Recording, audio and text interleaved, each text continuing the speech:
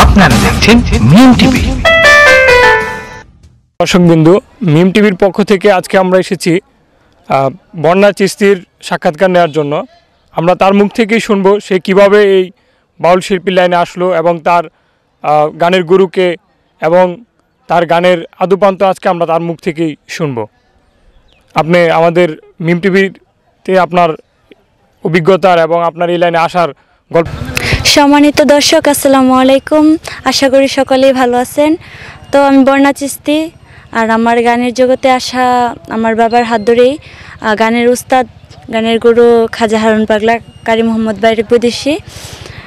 আর যে চ্যানেলে আজকে সাক্ষাৎকার দিতেছি, তো ওইটা এর আগে দেয় নাই, আজকে প্রথম মিম টিভি।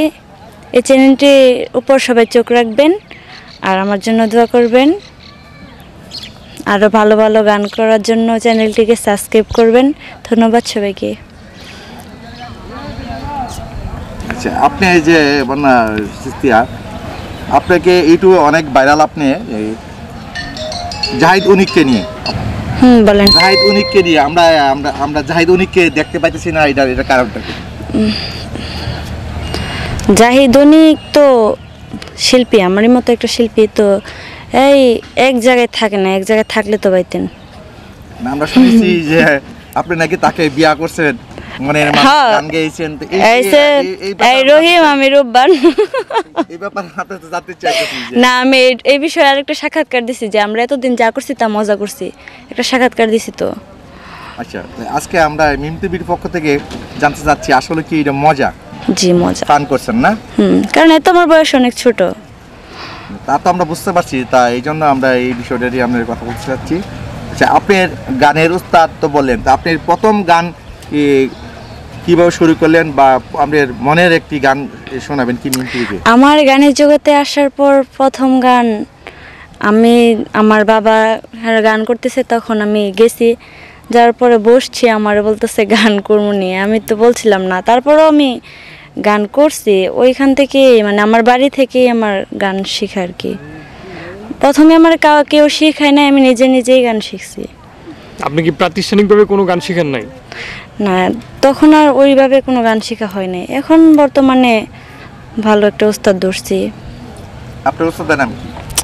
খাজা হারুন পাগলা, কারি মোহাম্মদ বাইরেক বৈদেশি। আপনার প্রথম গানটা আপনি যে শোনাইতেন? পরদেশি বন্ধু রে আমারে ছাইরা রে, কি রূপ দেখায়া মায়া লাগাইলা লাগাইলা, ও কি রূপ দেখায়া মায়া লাগাইলা লাগাইলা। বর্তমান যে গানটা ভাইরাল, বর্তমানে কোন গানটা ভাইরাল? ওই ভুলিতে পারি না, ভুলিতে পারি না ভালোবাসার জ্বালা, না জানিয়া প্রাণের বন্ধু দিয়েছি প্রেমমালা, দিয়েছি প্রেমমালা। আচ্ছা, যাই হোক, দর্শকের উদ্দেশ্যে বলছি, এই চ্যানেলটির উপর চোখ রাখুন, চ্যানেলটিকে সাবস্ক্রাইব করুন। সবাই ভালো থাকবেন, ধন্যবাদ সবাইকে। আচ্ছা শোনেন, আপনাদের এই আস্তানার ব্যাপারে যে কিছু বলতেন, যে আপনাদের আস্তানায়, যে হারুন পাগলার আস্তানায় তো প্রতি রবিবারে যে আপনারা গান করেন, দর্শক কেমন সাড়া পান, এই বিষয় নিয়ে কথা বলতেন।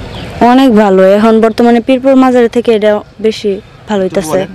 প্রত্যেক রবিবারে বাউল শিল্পী থাকে, আমাদের পাশাপাশি আরো অনেক শিল্পী আসে, এক এক রবিবার এক এক শিল্পী আসে। কি কি ধরনের গান করেন, বা কি কি ধরনের গান করতে পছন্দ করেন? আমি সব ধরনের গানই করি, ফোক গান বলেন আর বাউল গান বলেন, সব ধরনের গানই করি। সব ধরনের গান করেন বর্তমানে না? আচ্ছা, আপনি যদি বাইনা করতে চান তাহলে বাইনাটা কিভাবে করবে? আমার বাবার সাথে কথা বলতে হইব।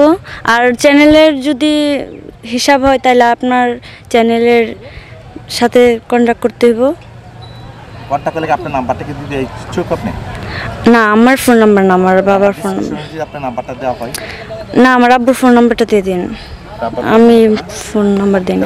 আর দুই লাইন গান শেষ, একটা ছোট 2 লাইনের গান আমরা শুনতে চাই আমার মিম টিভির পক্ষ থেকে। আমি জানি না কি অপরাধের অপরাধী কাঁদেবে তুমিও যদি আমি কাঁদি খাজা বাবা জানি না কি অপরাধী কাঁদবে তুমিও যদি আমি কাঁদি। ধন্যবাদ সবাইকে, টাটা। তখন আমরা সাক্ষাৎকার নিলাম বর্ণা চিস্তিয়ার। আপনাদের যদি আমাদের এই শিল্পীকে যদি ভালো লেগে থাকে তাহলে আমাদের চ্যানেলকে বেশি বেশি করে সাবস্ক্রাইব করবেন, লাইক দিবেন এবং বেশি বেশি করে শেয়ার এবং কমেন্টসের মাধ্যমে সারা দেশব্যাপী ছড়িয়ে দিবেন। ধন্যবাদ।